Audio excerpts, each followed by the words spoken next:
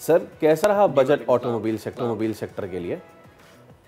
Sir budget ऐसे जैसे expected था। मुझे याद है आज से तकरीबन हफ्ता दो पहले सारे चेकर्स पे मैं गया, बोला कि जी लोकल 10 से 20 लाख सस्ती होने लगी है और हर आदमी जो है वो गाड़ी खरीदेगा। मैंने तब भी बताया था कि ऐसा कुछ नहीं है और आज the cat is out of box finally. और ना सिर्फ ये कि छोटी गाड़ी बल्कि जो मोटरसाइकिल वाले भी हैं और आप और मैं जो भी हैं, हर किस्म की कम्यूट के ऊपर टैक्स लगा दिया गया है। उसको पेट्रोलियम लेवी के नाम पे आपको दिया जाए या कार्बन लेवी के नाम पे दिया जाए। तो सबसे पहली न्यूज तो ये है कि 2.5 रुपए जो है फी लीटर, मैं आप मोटरसाइकिल चलाने वाला, जहाज चलाने वाला हर बंदा रिगार्डलेस विद एबिलिटी टू पे उसके ऊपर लग गया 2.5 रुपए फी लीटर, जिसको उन्होंने कहा ये कार्बन टैक्स है। Then there is other tax जो कि अभी बात हो रही थी प्रीएम्बल में कि जो 660 सीसी से 850 सीसी गाड़ियां थी उनके ऊपर जीएसटी 12.5% था, वो 18% कर दिया जी। इसका मतलब ये है कि जो 660 सीसी गाड़ी है जो कि एंट्री लेवल कार है उसकी प्राइस के ऊपर तकरीबन 1,60,000 रुपए बढ़ जाएगा। इसके बाद यहीं पे नहीं बॉल रोका गया, 1% लेवी लगाई गई है up to 1300 CC, 2% up to 1800 CC and 3% up till जो 2000 सीसी प्लस है उसका इम्पैक्ट आएगा। एक और चीज बड़ी मजाका खेज ये है कि बजट की तकरीर और फाइनेंस बिल दो चीजें जी। फाइनेंस बिल में जो है हाइब्रिड गाड़ियों को कुछ चेंज नहीं किया गया, लेकिन जो तकरीर थी फाइनेंस मिनिस्टर की उसमें उन्होंने कहा कि जी जितनी भी गाड़ियां जिनका जीएसटी 18 से नीचे उनको इक्वेट करेंगे और 18 पे ले आएंगे। जिसका मतलब ये है कि हाइब्रिड गाड़ियां जो कि 8.5% के ऊपर थी वो भी 18 पे आ जाएंगी। तो ऑल टुगेदर सारा कुछ इंक्रीज की तरफ है, डिक्रीज कुछ नहीं है।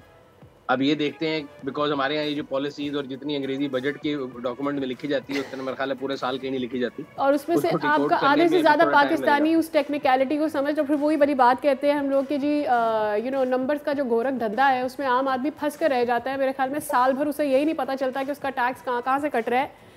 एक चीज़ कही गई थी कि जी हमने तो अपनी मैन्युफैक्चरिंग बढ़ानी है और हम जो है ख़ुद देखेंगे कि अपने मुल्क के अंदर क्या कर सकते हैं। दूसरे जो यहाँ से सारे जो बड़ी कंपनीज़ हैं, क्या हम उनको इतना सपोर्ट दे रहे हैं कि उनकी अपनी जो आउटलेट्स हैं यहाँ से बाहर जा रही हैं। जो भी हमारे दिमाग में था कि हमने ऑटो इंडस्ट्री को रिवाइव करना है, वो कहाँ है अब?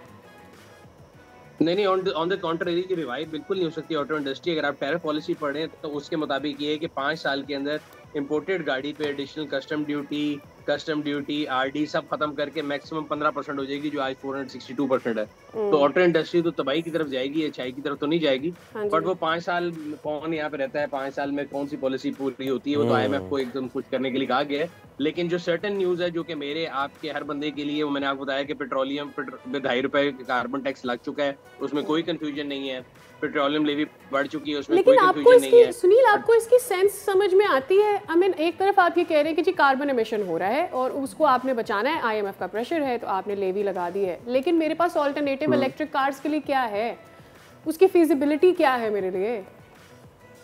उसके लिए ये है कि बेसिकली मैं कह रहा हूँ उन्होंने जो भी चीज की है, कहते हैं ना कि आपको एक जमाने में बड़ा मशहूर डायलॉग था, whatever I do wrong I blame it on al Qaeda.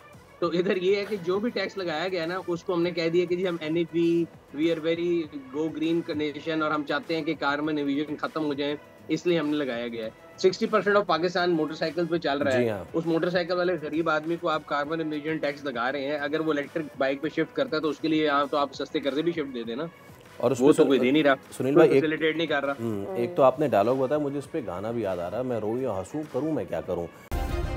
Subscribe करें और बेल दबाएं ताकि कोई खबर रह न जाए।